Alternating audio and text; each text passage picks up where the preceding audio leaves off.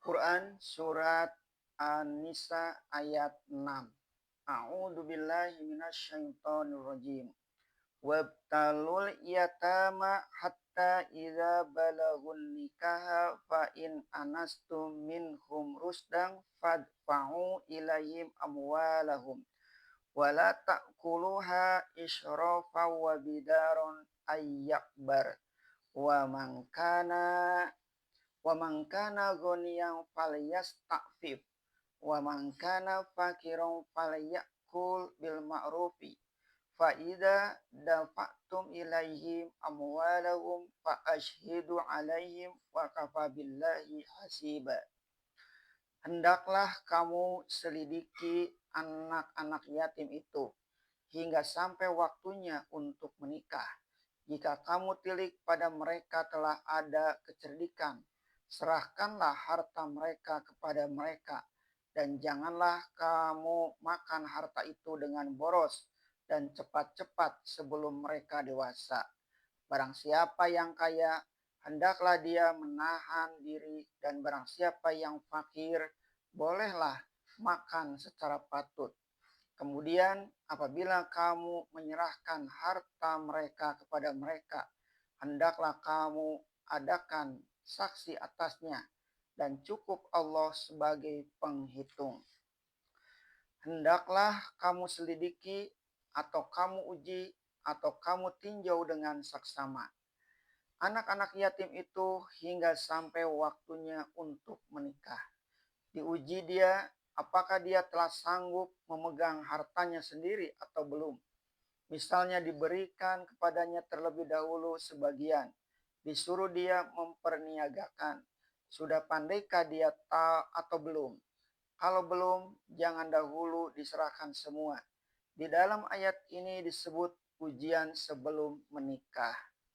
Karena setelah dia menikah berarti dia telah berdiri sendiri, mengatur pula istri dan rumah tangganya. Jika kamu tilik pada mereka telah ada kecerdikan, serahkanlah harta mereka kepada mereka. Artinya lepaslah kamu dari tanggung jawab, sebab harta itu memang harta mereka sendiri. Dengan ayat ini teranglah bahwa menjadi perintah wajib dari Allah terhadap si wali menyerahkan harta itu seluruhnya setelah jelas bahwa dia telah pandai atau telah sanggup mengatur sendiri hartanya.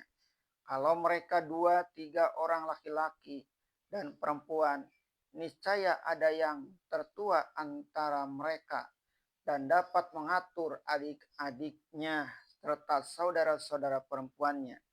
Kalau dia telah sanggup mengatur adik-adiknya, lebih baik diserahkan kepadanya semua, sebab dialah yang paling akrab kepada adik-adiknya. Akan tetapi kalau dia baru dapat mengatur hartanya sendiri, masihlah kewajiban bagi si wali mengurus harta adik-adiknya yang belum dewasa. Di dalam hal ini kita lihat bukanlah bergantung kepada umur, tetapi bergantung kepada kecerdikan atau kedewasaan pikirannya. Karena ada juga anak usianya belum dewasa, tetapi dia telah cerdik. Ada pula usianya telah agak lanjut, tetapi belum matang. Teranglah pula di dalam ayat ini bahwa kalau syarat kecerdikan telah tampak, padahal si wali masih bertahan, tidak mau menyerahkannya, berdosalah dia di sisi Allah. Dan janganlah kamu makan harta itu dengan boros dan cepat-cepat sebelum mereka dewasa. Sehingga setelah datang waktunya dia berhak menerima hartanya kembali. Didapatinya hartanya itu telah musnah secara tidak patut. Bertasaruf terhadap harta anak yatim dengan cara seperti ini termasuklah ke dalam golongan orang yang menyalakan api dalam perut. Harta anak yatim yang dimakan dengan cara tidak halal itu besar sekali kemungkinan akan membakar habis harta si wali. Sebab selama dia berlaku tidak jujur, harta benda kepunyaan sendiri pun akan hilang berkahnya. Barang siapa yang kaya, hendaklah dia menahan diri, Kata ayat ini sebagai pembangkit dasar budi baik dalam jiwa wali yang kaya, tanpa menyinggung sedikit pun harta anak yatim untuk kepentingannya sendiri, tetapi dipeliharanya dan dijalankannya juga sebagaimana patutnya, sebab dia sendiri pun orang yang mampu bertambah besar dan mulialah dia dalam pandangan anak yatim setelah dia dewasa kelak. Merasalah anak itu bahwa dia berhutang budi, dan barang siapa yang fakir bolehlah makan secara patut. Dia seorang yang miskin, padahal dengan tiba-tiba memikul beban mengasuh dan memegang amanah anak yatim kaya. Dia wajib memegang amanah itu. Kalau dia tidak boleh menyinggung secara patut, tentu teraniayalah dia. Mungkin dengan menjalankan harta anak yatim itu, dia pun tertolong. Misalnya, anak yatim itu mempunyai harta setumpuk atau setumpak sawah. Si wali yang fakir boleh mengerjakan sendiri sawah itu dengan bagi dua hasil. Demikian juga contoh yang lain-lain. Di sini disebut lagi bil ma'rufi, yaitu menurut cara yang patut dalam pandangan umum, karena keriduan Allah sesuai pula dengan keriduan peri kemanusiaan yang umum. Meskipun mereka Meskipun berapa patutnya wali yang tidak mampu itu bolehlah memakan harta anak yatim. Baik juga kita tilik betapa pendapat ulama tentang hal ini, agar kita ketahui kesatuan pendapat mereka dalam satu hal, yaitu memakan harta anak yatim adalah suatu perbuatan yang meminta pertanggungjawaban budi yang amat besar, walaupun jumlahnya kecil.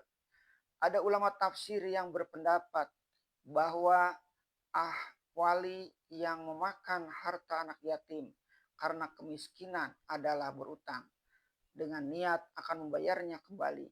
Yang berpendapat begini antara lain ialah Sayyidina Umar bin Khattab dan Ibnu Abbas. Ibnu Jarir menyalinkan dasar pendapat Ibnu Abbas itu demikian. Kalau si pengasuh kaya, tidaklah halal dia memakan harta anak yatim. Akan tetapi kalau si pengasuh orang miskin, bolehlah dia pakai harta itu dengan niat apabila dia telah mampu akan dibayarnya. Itulah yang disebut di dalam ayat memakan dengan patut. Ditambah lagi oleh Said bin Jubair, murid Ibnu Abbas. Kalau si pengawas telah dekat akan mati, hendaklah dia minta ridho kepada pengawasnya yang menggantikannya. Menurut As-Sa'bi, arti memakan dengan sepatutnya ialah bahwa dia tidak boleh memakan harta anak yatim kalau tidak terpaksa benar atau mudtor, sebagai dihalalkan makan bangkai bagi seorang yang tidak mendapat makan lagi.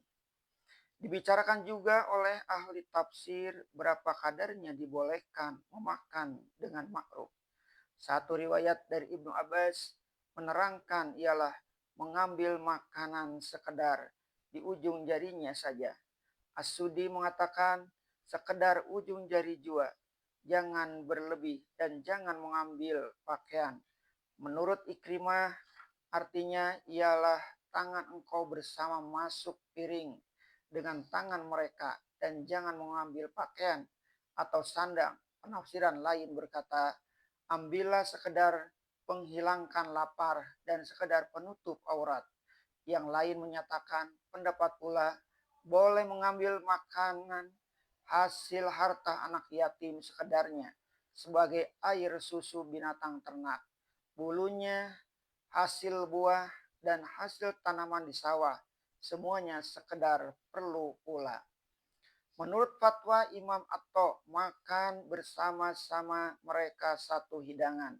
Sekedar nikmat, sekedar hikmat dan pekerjaannya jangan lebih. Akhirnya samalah pendapat segala ulama fikih bahwa harta anak yatim tetap harta anak yatim. Walinya sekedar pengawas dan tidak boleh menguasai sebagai hartanya sendiri. Akan tetapi dia boleh meminjam harta itu kalau sangat